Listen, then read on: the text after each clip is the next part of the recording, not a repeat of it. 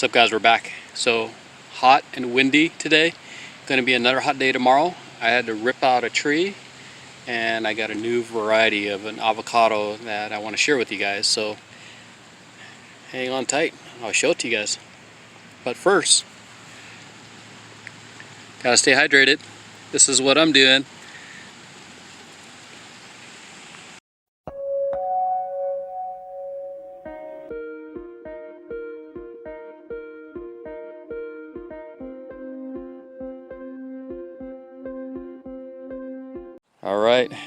Alright, I got a boo-boo. So last week I planted my Ettinger and I thought that this was the perfect spot because if you look at my house, you see the irrigation line, which is like right there.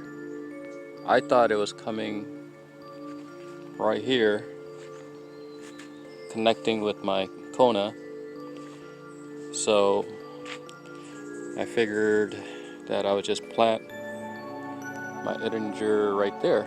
Well, it turns out I planted my Ettinger right on the irrigation line. I dug over here, and the reason why I know that is because this thing started leaking like crazy. Like, what? There's not supposed to be an irrigation line right here. It was like spewing out. So I dug a hole here just right now, and all that water kind of went into this little pool right here. So sometimes when you think you know, you don't know. So I didn't put this irrigation line in, so just didn't really expect it to be here. But what's odd is, you know, if you look at, these are called little risers that kind of come up and then goes into, well, I was expecting a line just right here, but it looks like it probably goes from here and connects to somewhere around here, which then leads to, actually somewhere right here, leads to here. So Ettinger right on the PVC pipe. So now I gotta move it. It's just not gonna work. So I gotta dig it out again after my fabulous job of planting it last week. I thought I did an excellent job, by the way. So I'm gonna move it to here, which gives some room. But my thought was, eventually when this thing got bigger, was I was going to tap into this line anyways, which I thought was over here, and then run another sprinkler line straight to it, which was a little higher flow. So that's what I'm going to be doing today, moving this, and then I got to fix this pipe that's broken.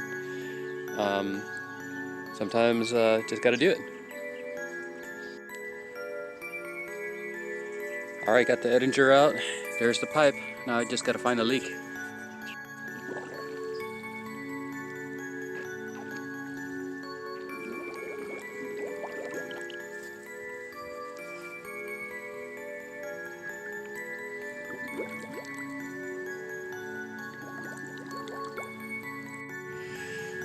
Found a hole.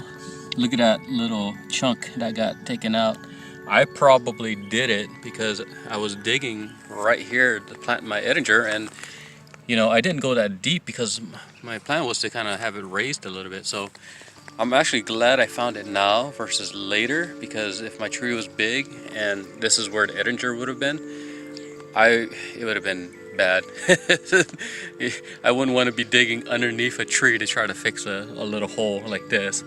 So lesson learned, you guys. I guess you got to know where your lines are at. So we'll see. We got to fix this, and I'm gonna go buy some stuff right now. Alright, I stuck it in for now. So there it is. I still got to fix my little damaged little pipe there. So that's what we're gonna be doing today. Final product of the move. Here it is. So it used to be right here.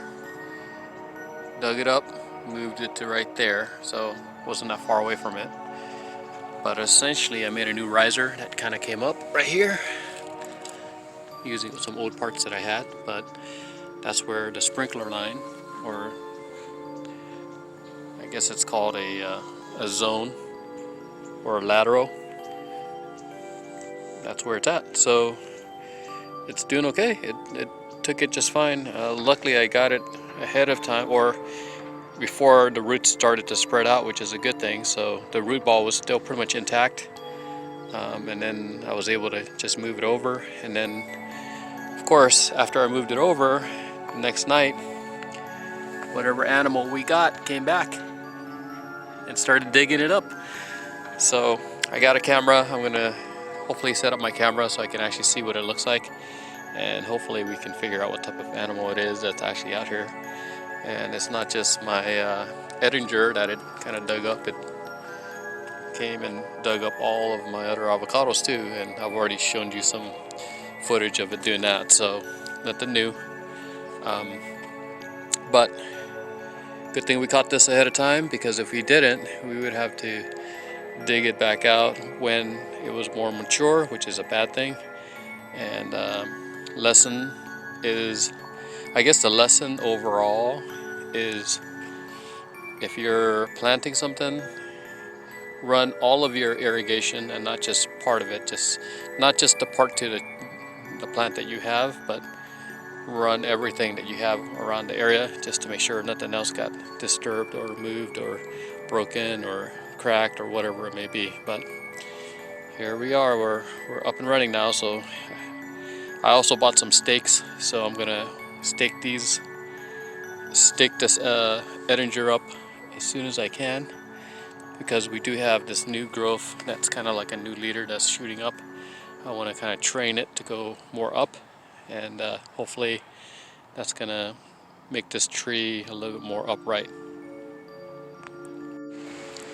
So hard to see because of the sun, but this is my new Esther Avocado.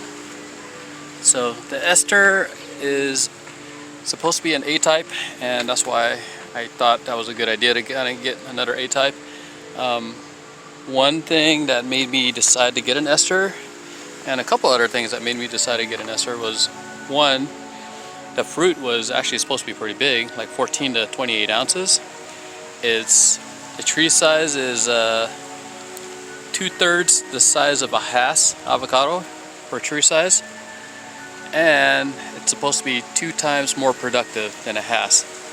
The fruit's supposed to be creamy and really good, so excited about getting this in my orchard here. So I got this Esther at Louis this last weekend, and apparently they got a shipment of Kona Charwells, and I'm kind of glad that the shipment of Kona Charwells showed up after I bought this Esther, because I might have bought another Kona also. But I paid $54.99, and you know, it's looking healthy. So excited to finally add a different variety other than some of the other ones I have. I haven't planted this yet, but I will. Trunk size wise, it's actually pretty good. It's already kind of big, and it's actually probably just as tall as my Gwen, which I've already shown you guys, and I haven't put the Gwen in the ground yet. But you know, they call this a 5-gallon. That doesn't look like a 5-gallon container to me. It looks like 3.5. It's really small. But this Esther looked really good, nice and healthy. So decided to get it, and I hope that, you know, we'll get it into the ground ASAP. That way we can get it going and help this thing kind of move along and produce some fruit in the coming years. So if you are joining along with our little journey and joining the crew to kind of grow a little mini orchard at your house also, you know, get an avocado, kind of do what I do, and then, you know, hopefully we'll achieve our goal of having a ton of avocados in the future together, and we can learn from each other, definitely. So anyways, I'll talk to you guys later. Take care and make sure you stay hydrated. All right, see ya, bye.